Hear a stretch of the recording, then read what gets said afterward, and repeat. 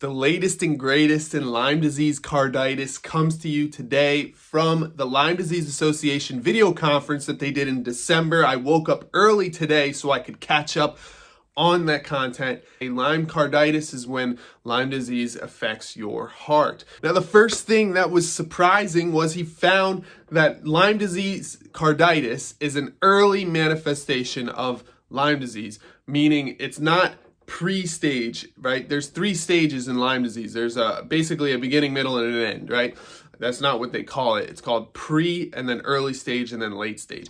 But the point is that Lyme disease carditis happens in the middle, okay? And that's a scary thought, because what if you find out you have Lyme disease and then you go through treatment and stuff, you're going through stuff, but they never check your heart because it comes on later on in the cycle.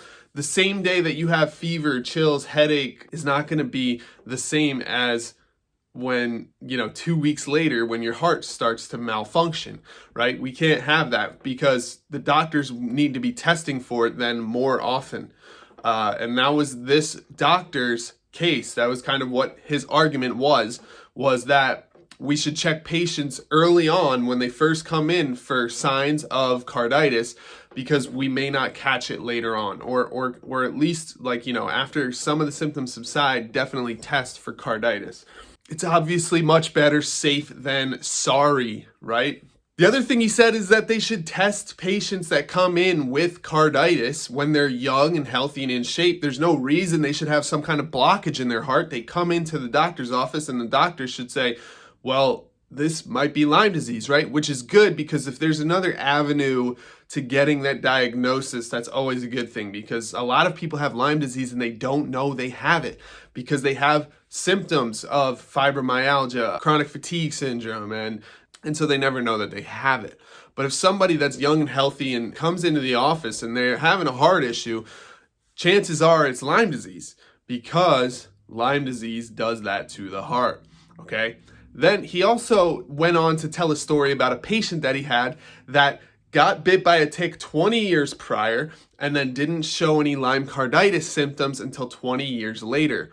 Whoa, does that sound familiar to anybody else? That's my exact story. So that's very interesting to me that he found someone just like me, pretty much. Now, they did find that treating with antibiotics did help with Lyme carditis.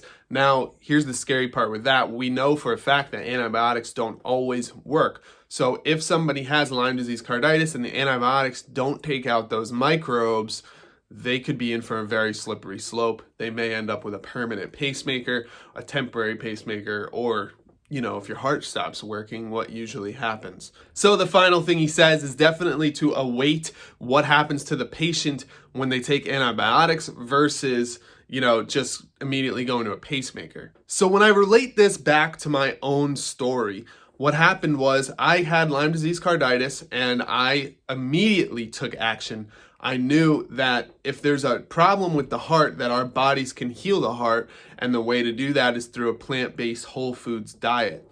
Now, that might sound extreme to some, but when your heart is failing, what the hell are you going to do, right? What do I just wait it out and see what happens? No.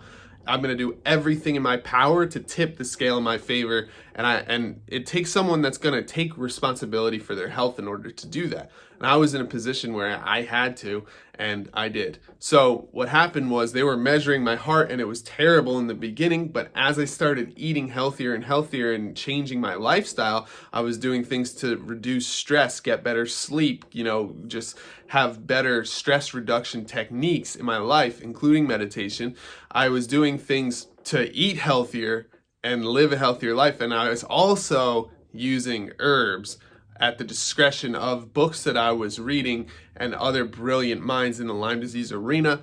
And what happened was I was able to heal that Lyme disease. And, pretty much the heart rate got better as I wore the heart monitor. And the next time they checked, 2 weeks later, it was back to normal. So it's impossible to say if it was my diet, the herbs I was taking, or the antibiotics I was taking, but the point was I did everything in order to fix the problem.